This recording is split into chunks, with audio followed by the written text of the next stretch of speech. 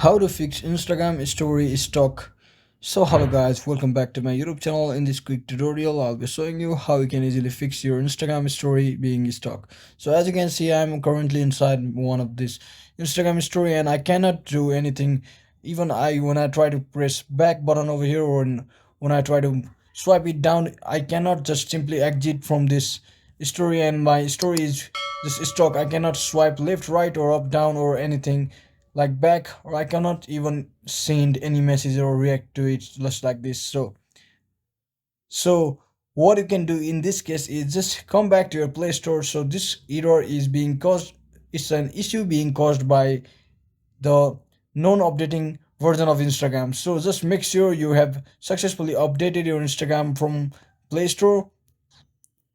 And once you successfully update your Instagram application, try to restart the Instagram application and your issue should be fixed successfully.